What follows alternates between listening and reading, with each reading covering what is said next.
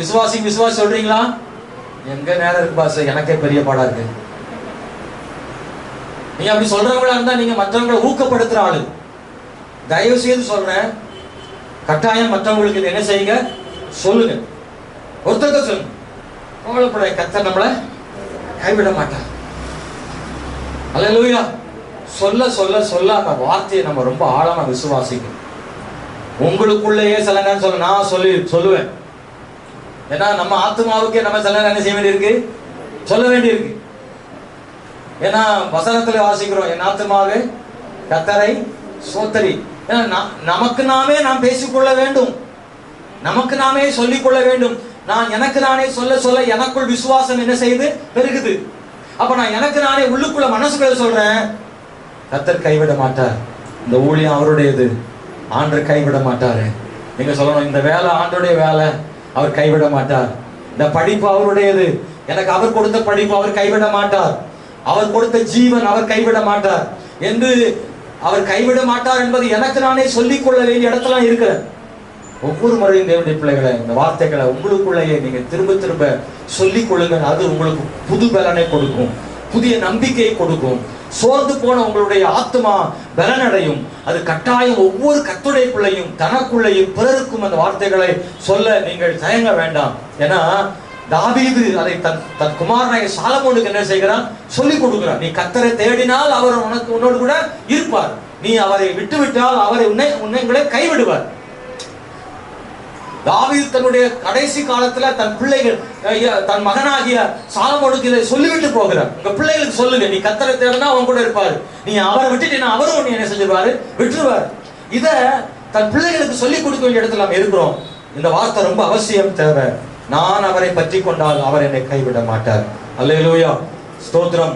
ஏசாயா புஸ்தகம் 49, 14, 15, 16 3 வசனங்கள்ல படிச்சீங்கன்னா ஆண்டவர் சொல்றாரு, என் ஜனமோ என்ன சொல்றாங்கன்னா கர்த்தர் என்னை கைவிட்டார்னு சொல்லுகிறார்கள் என்று ஆண்டவர் சொல்றாரு.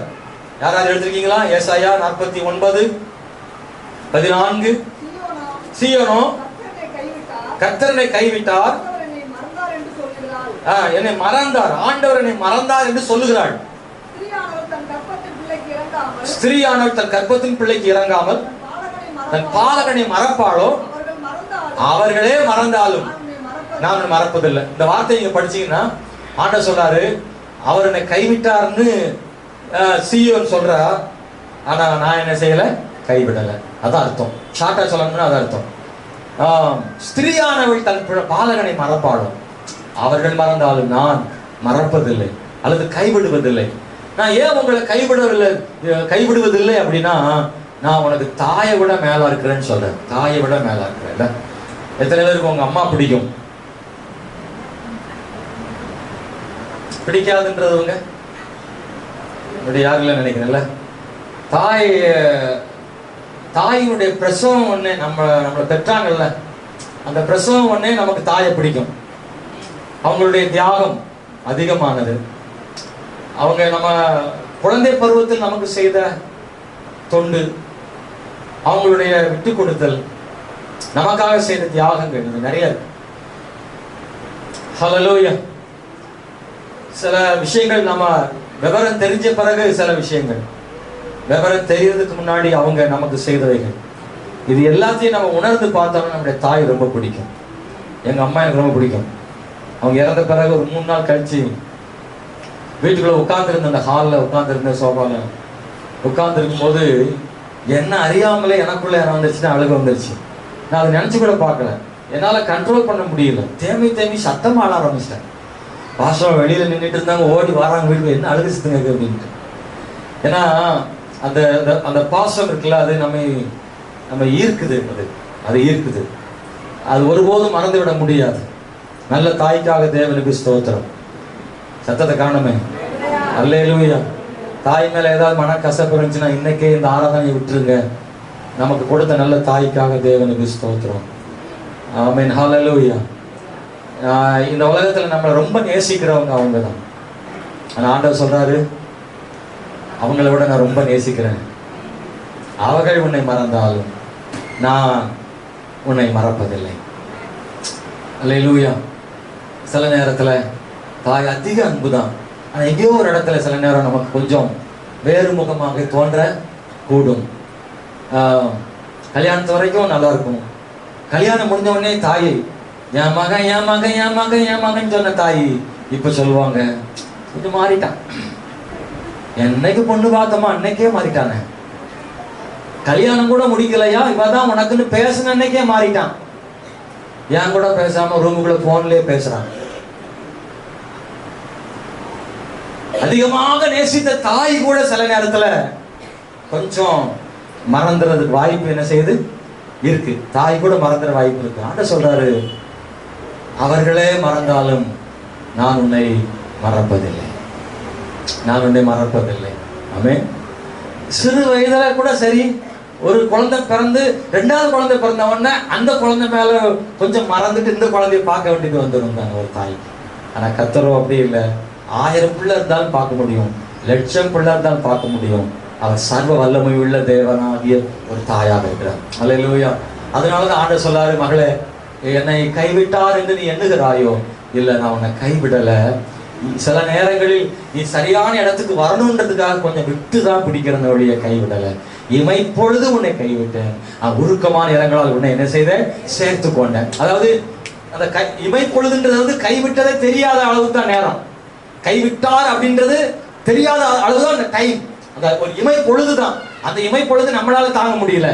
கொஞ்சம் தான் விட்டு பிடிக்கிறார். எதுக்கு அப்படின்னா, அவன் ஸ்தோத்திரம், நீ அவர் கைவிட்டாலும் நம்மை கட்டி இருக்கிற கயிறு அவர் கையில தான் என்ன செய்து இருக்கு.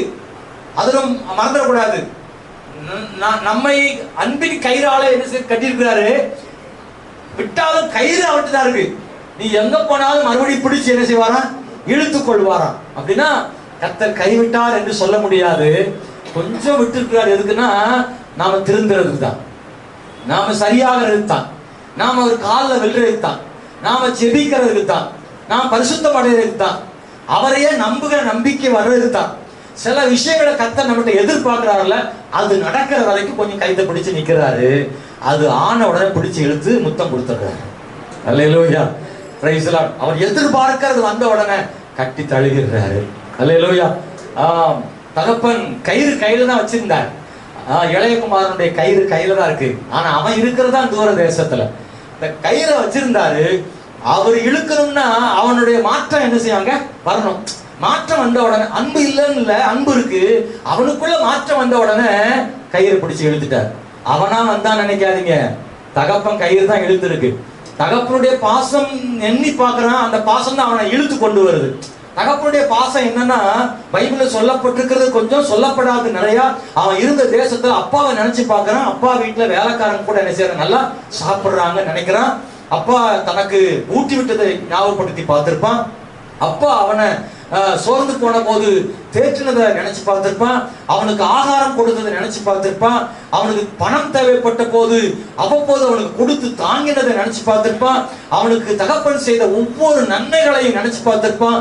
இந்த அன்பின் கயிறு அவனுக்கு கட்டப்பட்டிருந்ததுதான் அவன் இழுத்து கொள்ளப்பட்டான். அவன் திரும்பவும் தகப்பனிடத்துல வந்தது தகப்பன் கையிலிருந்து அன்பின் கயிறுனால இழுக்கப்பட்டு வந்தான். பக்கத்துல வந்தவன அந்த அன்பின் கயிறை விட்டுட்டு மகனை பிடிச்சுக்கிட்டாரு. அவன் அல்லேலூயா. கர்த்தர் என்னை கைவிட்டார் என்று சொல்லாதிருங்கள், கர்த்தர் ஒருபோதும் கைவிடுவதில்லை. Praise the lord. அல்லேலூயா. காரணம், அவர் தாயை விட மேலானவராய் இருப்பதனால. 3வது ஏன் கைவிட மாட்டாருன்னா, அவருக்கு சொந்தமாயிட்டோம் அதனால கைவிட மாட்டாரா. ஏன்னா அந்நியராக இருந்தோம், அவருக்கு நம்ம மேல பொறுப்பு இல்லை, அவர் அதை பற்றி கவலைப்படலை. என்னைக்கு நம்மளை விலை கொடுத்து வாங்கிட்டாரோ, என்னைக்கு அவர் எனக்கு சொந்தம்னு நம்ம நினைச்சு வந்துட்டோமோ, அன்னைக்கு அவர் நமக்கு சொந்தமாயிட்டாரு. அதனால அவர் நம்மளை கைவிடுவதில்லை. எத்தனையோ ஜனம் சுத்தி சுத்தி இருக்கலாம், ஆனா இஸ்ரவேல் தேவனால சொந்தமாக்கப்பட்ட ஜனம். இந்த பூமியில் ஏராளமான ஜனங்கள் இருக்கலாம், ஆனா நீங்களும் நானும் இயேசுவின் இரத்தத்தால் கழுவப்பட்ட ஜனம். நீங்களும் நானும் அவருக்கு சொந்தமானவர்கள். விலை கொடுத்து வாங்கப்பட்டிருக்கிறோம். சாதாரண விலை அல்ல, யாராலும் கொடுக்க முடியாத விலையை கொடுத்து கர்த்தர் நம்மளை வாங்கி இருக்கிறாரு. அதனால நாம் சொந்தம். எனவே அவர் கைவிட மாட்டார். ஆண்டவர் கைவிட மாட்டார் அப்படின்றதுடைய அர்த்தம் என்ன தெரியுமா? ஒன்று, உண்மையாகவே அவர் நம்ம கூட இருக்கிறார் இல்லையா, அது கைவிடுவதில்லை என்ற அர்த்தம். நல்ல கவனிங்க. கர்த்தர் கைவிடுவதில்லை, கைவிட மாட்டார் அப்படின்றதன் அர்த்தம் என்னன்னா, அவர் நம்ம கூட இருக்கிறதுனால, அவர் நம்ம கூட இருக்கிறதுனால. ஆமென், ஸ்தோத்திரம். அதை ஆண்டவர் வெளிப்படுத்துறார். யாக்கோபு கூட நான் சொல்ல, உன்னோடு கூட இருந்து நான் உன்னை கைவிட மாட்டேன்னு யாக்கோபுக்கு அப்படிதான் ஆண்டவர் சொல்றார். நான் உன்னோடு இருப்பேன்னு ஆண்டவர் சொல்றார். ஆதியாகமம் 28:15 வாசிக்கிற போது உன்னோடு இருந்துன்ற வார்த்தையை அங்க அவர் சொல்றதை நம்ம பார்க்கிறோம். இல்ல, இப்போ உனக்கு அப்பா அம்மா அவன் கூட இல்லை, ஆனா நான் அவன் கூட இருப்பேன் அப்படின்னு சொல்றார். கர்த்தர் நம்ம கூட இருப்பதே அவர் கைவிடாது இருப்பது. அவர் கைவிடாது இருப்பதன் அடையாளங்களில் ஒன்று அவர் நம்ம கூட இருப்பது. இயேசு கிறிஸ்து கூட சொன்னாரு, நான் இப்போ உங்களுக்காக மரிக்க போறேன் அப்படின்லாம் சொல்லிட்டு, இதோ உலகத்தின் முடிவு பரியந்தம் சகல நாட்களிலும் நான் உங்களோட கூட இருக்கிறேன்னு சொன்னேன். அதாவது நான் போயிட்டு நினைச்சிடாதீங்க, நான் இல்லை நினைச்சிடாதீங்க, உன்னை கைவிட்டு நினைச்சிடாதீங்க சீஷர்களே, நான் உலகத்தின் முடிவு பரியந்தம் உங்க கூட என்ன செய்கிறேன், இருக்கிறேன்னு ஆண்டவர் சொன்னார். ஆமென், அல்லேலூயா. அன்பான தேவனுடைய பிள்ளைகளே, இரண்டாவது ஆமென், ஸ்தோத்திரம், அவர் நம்மை கைவிடுவதில்லை என்பதற்கான சரியான அர்த்தம் என்ன அப்படின்னா, என்னால முடியாதுன்னு ஆண்டவர் கைவிரிக்கிறது இல்லை. மனுஷன் சில நேரத்துல கைவிரிச்சிருவான் இல்லையா, அவனால முடியாது சில நேரத்துல. ஆனா கர்த்தர் அப்படி கிடையாது, எல்லாம் அவரால் செய்ய முடியும். சில நேரத்துல அவர் சொல்வாரு, நான் கைவிடுவதில்லை அவன் என்று. கை விரிக்காமல் இருப்பதுதான் நம்ம கைவிடாமல் இருக்கிறது அனுபவங்களாக இருக்கிறது. உபாகமம் புத்தகத்தில் வாசிக்கிற போது 3, 6, 8 வசனங்களை, 31ஆம் அதிகாரம் உபாகமத்துல,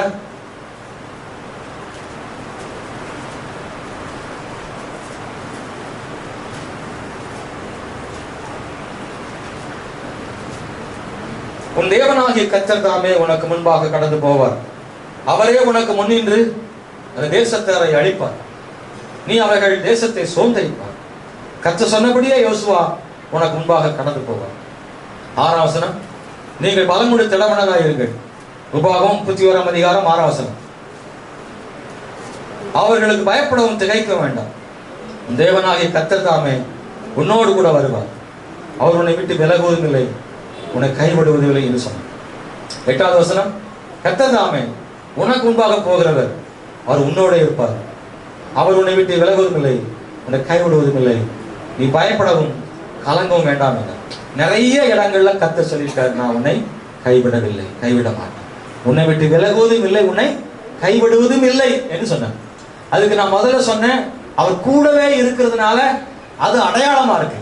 கைவிடுவதில்லைன்னு அர்த்தம் என்ன, அவர் கூட இருப்பது. தேவனுடைய பிள்ளைகளே, அவர் நம்மோடு இருப்பதே அவர் நம்மை கைவிடுவதில் என்பதன் அடையாளமா இருக்கு. ரெண்டாவது, அவர் நமக்கு முன்னாடி போறார். அவர் நமக்கு முன்னாடி போறாரு. என்னால முடியாதுன்னு கை விரித்து விடுகிற தேவன் அல்ல.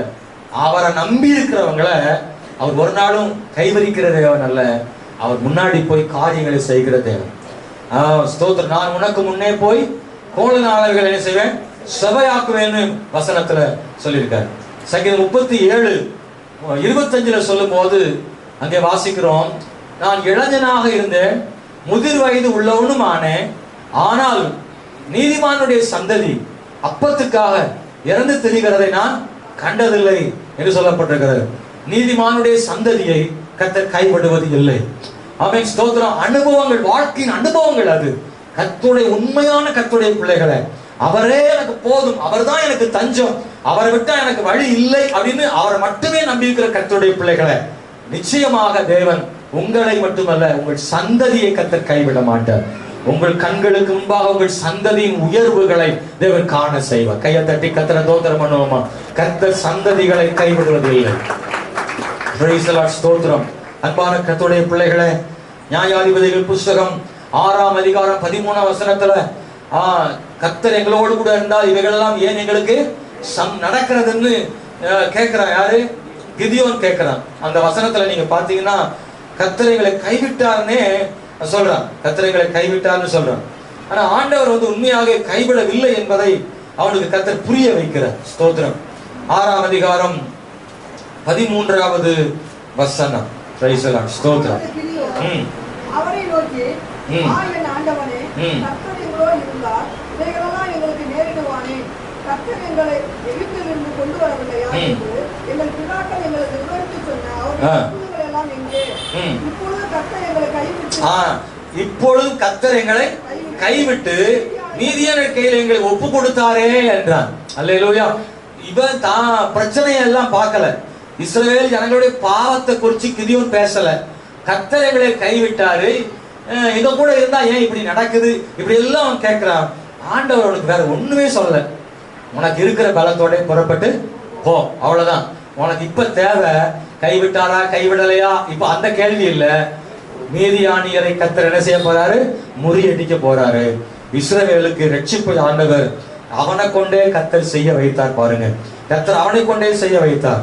இன்னைக்கு இந்த காலவேளை தேவனுடைய பிள்ளைகளே, கர்த்தர் இந்த புதிய மாதத்துல, டிசம்பர் மாதத்துல கர்த்தர் உங்களுக்கு எனக்கு சொல்லுகிற வார்த்தை, நான் சொன்னதை உனக்கு செய்யும் அளவும் நான் உன்னை கைவிடுவதில்லை. நான் கைவிடுவதில்லை என்பதன் அர்த்தம் என்ன, நான் உன் கூட இருக்கிறேன். 2, என்னால முடியாதுன்னு கைவிரிச்சிட மாட்டேன். உனக்கு முன்னாடி போய் கோணல்களை நான் செவ்வையாக்குவேன்னு ஆண்டவர் சொல்றார். 3வது, அவர் கைவிடுவதில்லை என்பதன் அர்த்தம் என்ன தெரியுமா? ஆமென். என்னதான் நம்ம கிட்ட குறை இருந்தாலும் குறைய சுட்டி காட்டி நீ எனக்கு வேண்டாம்னு கை கழுவ மாட்டார் ஆண்டவர். அல்லேலூயா. கைவிடுவதில்லை என்பதன் அர்த்தம் என்ன, அவர் கை கழுவுகிற தேவன் அல்ல. மனுஷர்கள் சில நேரம் கையை கழுவிடுவாங்க. ஏன்னா எப்ப அவங்களுக்கு பாதிப்பு வருதோ அப்ப நம்மளை கை கழுவிடுவாங்க. தனக்கு பாதிப்பு வராத வரைக்கும் நம்ம கூட நிப்பாங்க.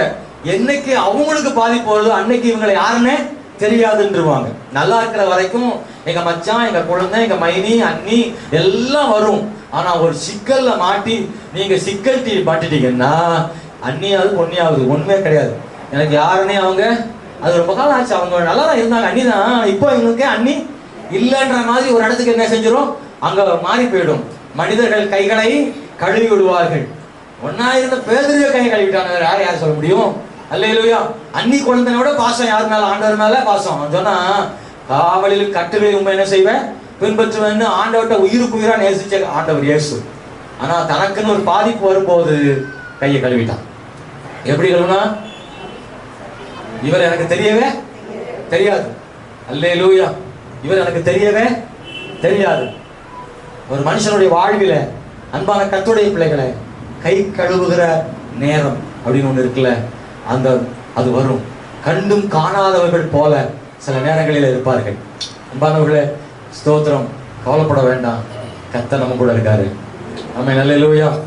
எனக்கு ஞாபகம் இருக்கிறது, நான் பள்ளிக்கூடம் படிக்கும்போது, ஒரு 4-5 வகுப்பு படிக்கும்போது, அந்த அப்போல்லாம் அந்த ட்ரௌசர் போட்டு அந்த ஸ்கூல் வரிசையில் இருக்கும்போது, ஸ்கூலெல்லாம் இன்ஸ்பெக்ஷன் வருவாங்க, இந்த சுகாதாரத்துறையில இருந்து வருவாங்க, நர்ஸுமாரு அதிகாரிகள்லாம் வருவாங்க. அப்போ இங்கே சித்தி ஒருத்தர், அவங்க தான் அதிகாரியாக இருக்காங்க. அப்போ நான் அங்கே தான் உட்காந்துருக்குறேன். என்னை பார்த்தாங்க, என்னை என்னன்னு கூட என்ன செய்யலை, கேட்கல. நானா போய் சித்தி கூப்பிட்டுலாமான்னா பிரச்சனை யோசிக்கிறேன். ஏன்னா அப்பொழுது இருந்த சூழ்நிலை நாம் எல்லாரும் அறிமுகப்படுத்தக்கூடிய இடத்துல நாம இல்லை. நம்ம வாழ்க்கை தரமும் அன்னைக்கு ரொம்ப பெரிய சொல்ற அளவுக்குலாம் ஒன்றும் பெரிய அளவுல இல்லை. அவங்க நிறைய அதிகாரிகளோடு வந்ததுனால இவங்க என்னுடைய கொழுந்த மகன்னு என்னைய சொல்றதுக்கு அவங்களுக்கு ரொம்ப அதுக்கு என்ன பேர் சொல்றது, கஷ்டமா இருக்கு, வெக்கமா இருக்கு.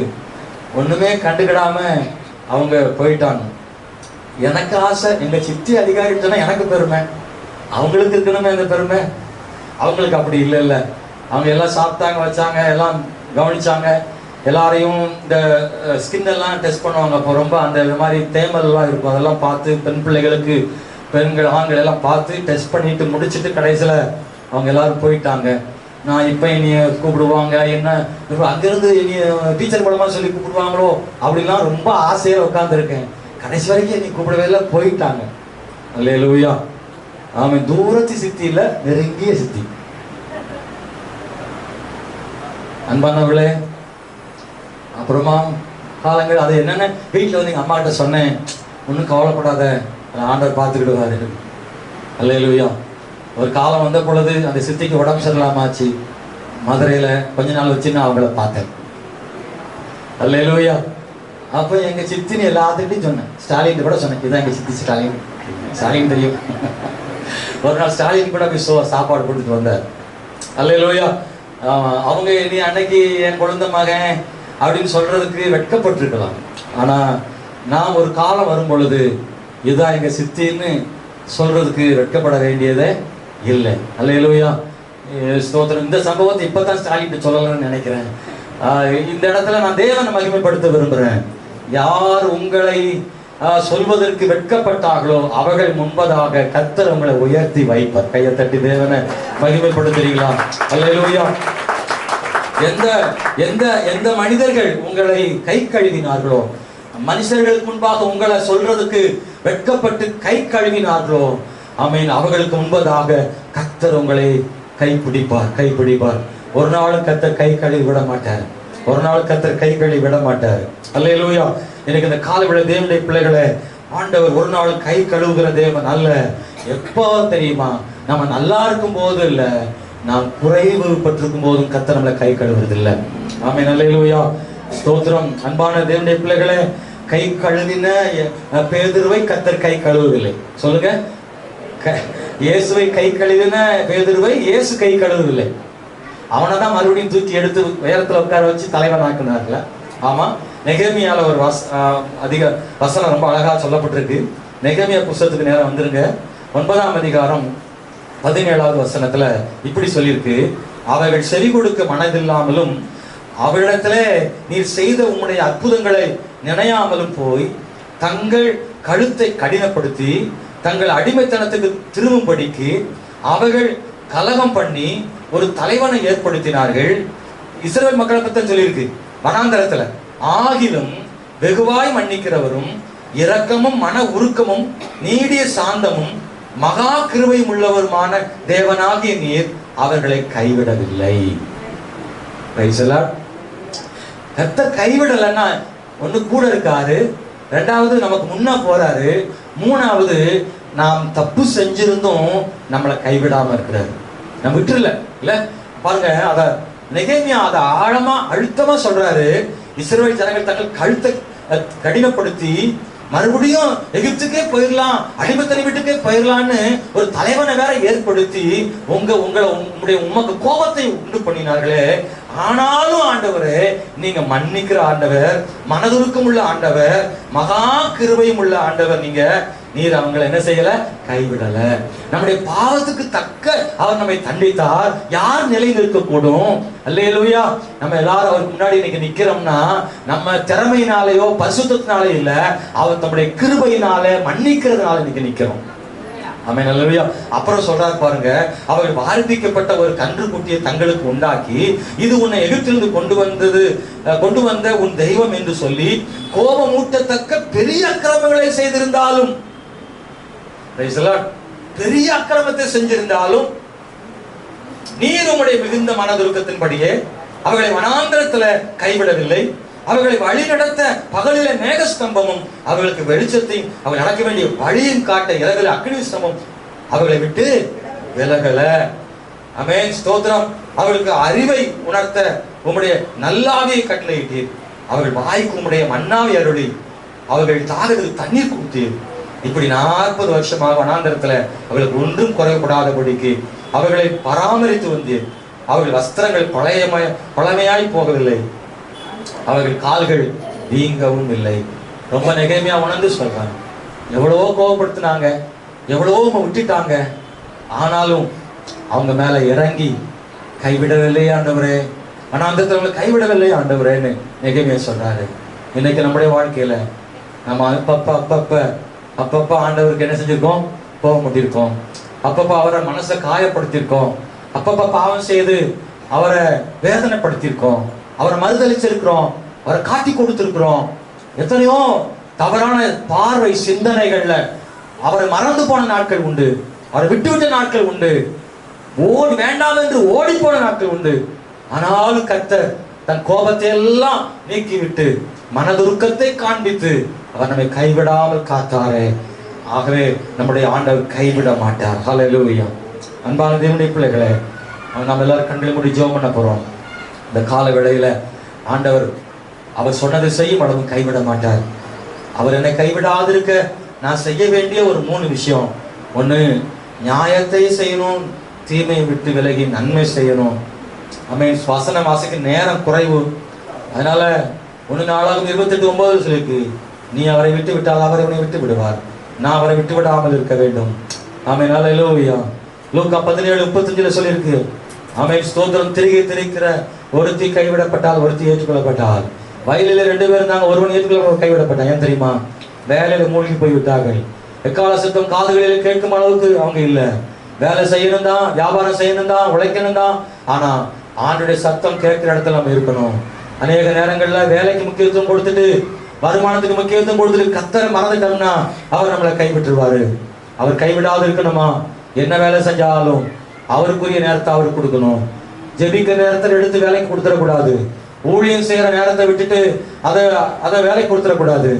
அவன் ஜெபிக்கிற அவன் நேரங்களை கர்த்தருடைய நேரத்தை எடுத்துட்டு அதை வேலைக்கு கொடுத்துடக்கூடாது.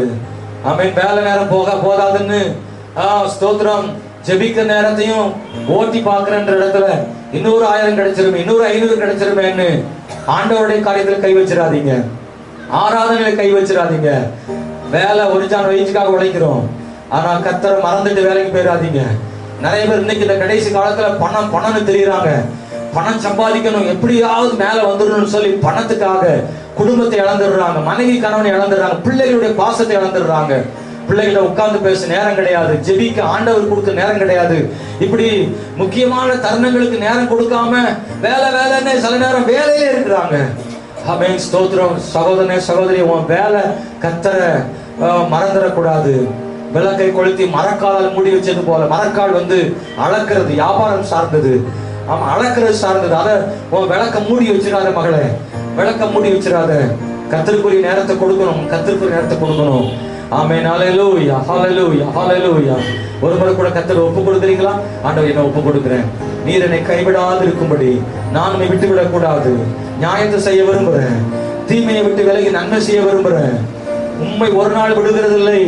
உண்மையான மனசோட உற்சாக ஆவியோடும் உண்மை தேடுகிறேன் ஆண்டவரே. என் வேலையை விட நீங்க தான் எனக்கு முக்கியம் ஆண்டவரே. ஏனென்றால் நீர் தான் உண்மையை ஆசீர்வதிக்கிறது. குறுக்கு வழியில நான் ஆசீர்வாதத்தை தேட விரும்பல ஆண்டவரே. எத்தனை பேர் குறுக்கு வழியை சொல்லி கொடுத்தாலும் எனக்கு குறுக்கு வழி வேண்டாம், நீங்க கொடுக்கிற ஆசீர்வாதமே போதும் ஆண்டவரே. அல்லேலூயா, ஸ்தோத்திரம். சில வார்த்தைகளை சொல்லி ஜெபம் பண்ணுங்க. நீங்க அறிக்கையிட்டு ஜெபம் பண்ணாதான் இந்த செய்தி பிரயோஜனமா இருக்கும். ஒப்பு கொடுத்து ஜெபம் பண்ணாத வரைக்கும் பிரசங்கம் ஆசீர்வாதமா இருக்காது. இந்த செய்தி உங்களுக்கு உண்மையா ஆசீர்வாதமா இருக்கணும்னா, கர்த்தர் உங்களை கைவிடாது இருக்கணும்னா, இந்த வசனத்துக்கு உங்களை ஒருவர் அர்ப்பணம் செஞ்சாதான் அது கிடைக்கும். என்னை ஒப்பு கொடுக்கிற ஆண்டவரேன்னு சொல்லுங்க, என்னை ஒப்பு கொடுக்கிற ஆண்டவரேன்னு சொல்லுங்க. ஆண்டவரே மை ஸ்தோத்திரம், நீர் போதும் எனக்கு, நீர் போதும் எனக்கு. பரலோகத்தின் பிதாவே, இந்த கால வேளையில தாழ்த்தி வெறுமையாக்குறோம் ஆண்டவரே. இன்னைக்கு நாம கேட்ட செய்தி போல, நான் உன்னை கைவிடுவதில்லை என்று சொன்னீரே, இதை சொன்னதை செய்யும் அளவும் நான் உன்னை கைவிடுவதில்லை என்று சொன்னீரையா. நாங்க விசுவாசிக்கிறோம், எங்களை கைவிட மாட்டீங்க. எங்களுக்கு சொன்ன வாக்குத்தத்தம் நடக்கும். சூழ்நிலைக்கு மாறலாம், எதிர்பார்க்கலாம், எல்லாம் எதிரா இருக்கலாம், ஆனா உங்களை உறுதியாய் பற்றி கொண்டு ஜெபம் பண்ணி ஆண்டவரை ஆசீர்வாதங்களை பற்றி கிருபை செய்யும்படி ஜெபிக்கிறையா. நீர் கைவிடுவதில்லை, நீர் கைவிடுவதில்லை. எங்களுக்கு முற்றிலுமா தாழ்ச்சி ஒப்பு கொடுக்கிறோம். இந்த ஜனத்தை ஆசீர்வதியும். இயேசுவின் நாமத்தில் ஜெபிக்கிற நல்ல பிதாவே, ஆமென்.